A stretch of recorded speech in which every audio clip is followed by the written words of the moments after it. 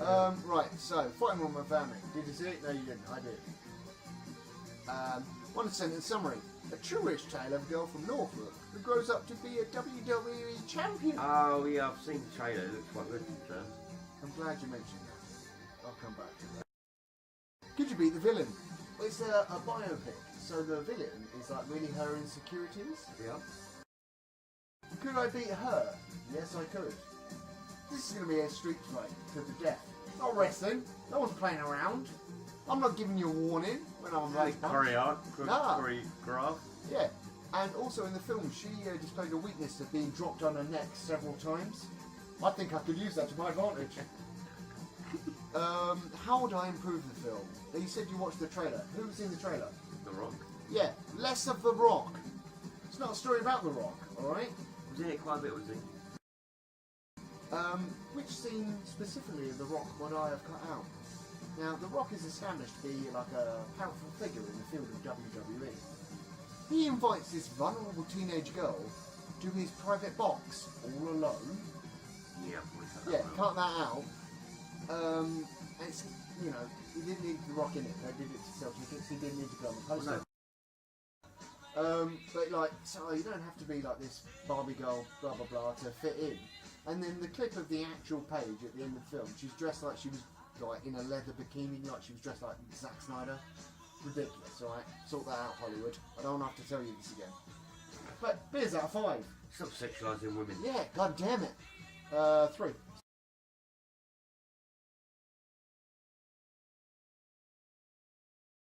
Half Cut Film Reviews for March, Part 2 or whatever. Name, Captain Marvel.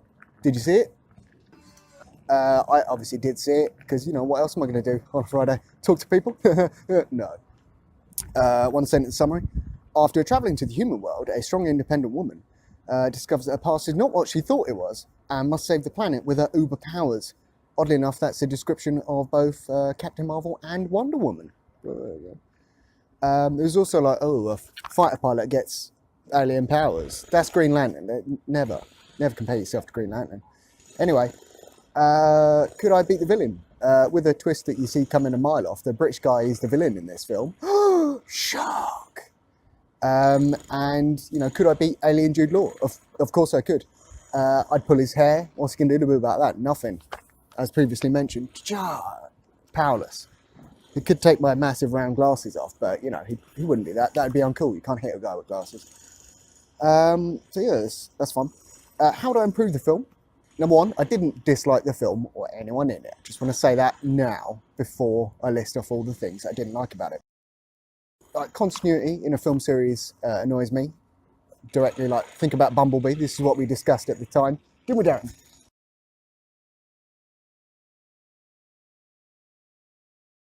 S.H.I.E.L.D. is called S.H.I.E.L.D., whereas in Iron Man, set like a decade and a bit later, they are known as the...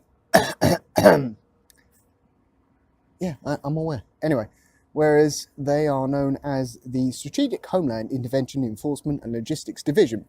So that's fine. If you're going to swap the name up, just like mention that Phil Coulson, he was sort of young in it, doesn't know or something like that, and everyone's making a joke that he has to says it all in one.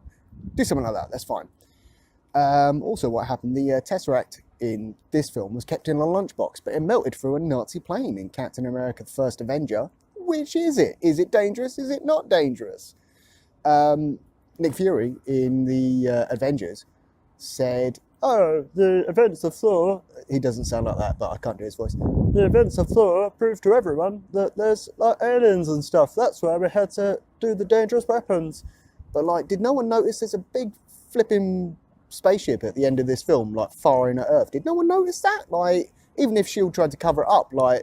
Surely S.H.I.E.L.D. would have been like, you know what, this is pretty dangerous. We need to look into this, dude. What else happened? Oh yeah, Sam Jackson at the end of this film has one eye and hair, whereas in a photograph in the Winter Soldier, he has no hair and 2 eyes. What's going on? Oh, you know what? Also, like, you can't trust anyone. Guess who that was said by? The guy you can't trust. That's a cliche. Stop doing that, films. And the post-credit scene wasn't worth the wait. It would have been cooler. Like, you actually just see the Space Cat thing, the Flurkin, coughing up the Tesseract. And it's like, oh, that was well worth waiting, however goddamn minutes I waited here. Should have been something fun like, oh, here's Donald Pierce from The Winter Soldier, who's an evil Hydra Nazi person. And he's interested in the Tesseract, the Space Stone. That'd be cool. But then there's a lot of de-aging stuff they would have had to do for that one cameo. So, like, maybe just Nick Fury gets a report that, like, Richard Parker is doing a crazy experiment. Or, what's that bloody Tony Stark up to when he's a young man in the 90s? Ugh. I think he was probably in jail or something. Robert Downey Jr. had issues back then. Anyway, so beers out of 5, 3. It wasn't that bad. It wasn't fantastic. It wasn't bad. What Men Want. Did you see it? I did, for some reason. One sentence summary. You know What Women Want with Mel Gibson? Imagine that, but there's a foxy black lady playing Mel Gibson's role. That was this film. So yeah. Could I beat the villain?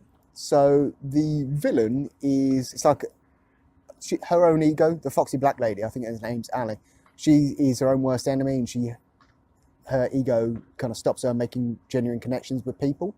It's said that she can't connect with men, but she's actually a dick to everyone in the film. Anyway, so in that kind of vein of thinking, could I beat her? Well, she is a trained boxer. She trained with her dad. It's really heartfelt. She's tough, but she's also sassy or whatever. So could I beat her? I know I'm not a trained boxer, and if she can read minds, that would, certainly go in her favour. But if I hit her with my car, I bet she'd stay down. So I'd probably win that one. How do I improve the film? The last one where I was like, oh, these 20 things that I could improve, but I did like it. This one, I've got 20 things. You got to recast the love interest son. I know he was at 6, but he was rubbish. You could tell he was acting.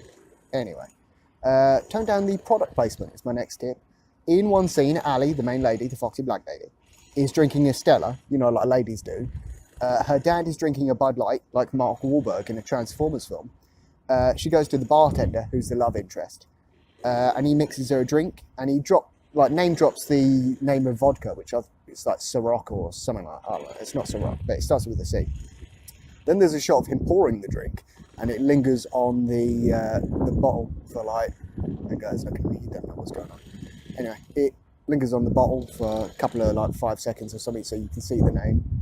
And there was a whole bunch of other stuff as well, like Fiji water, Rolex, Porsche, Apple, drinking a Coke at the Barclays Centre. That was an interesting one. Other brands like Crack and Peyote. Just tone it down. We don't need all these products paying for this film that cannot have cost that much to make. Right?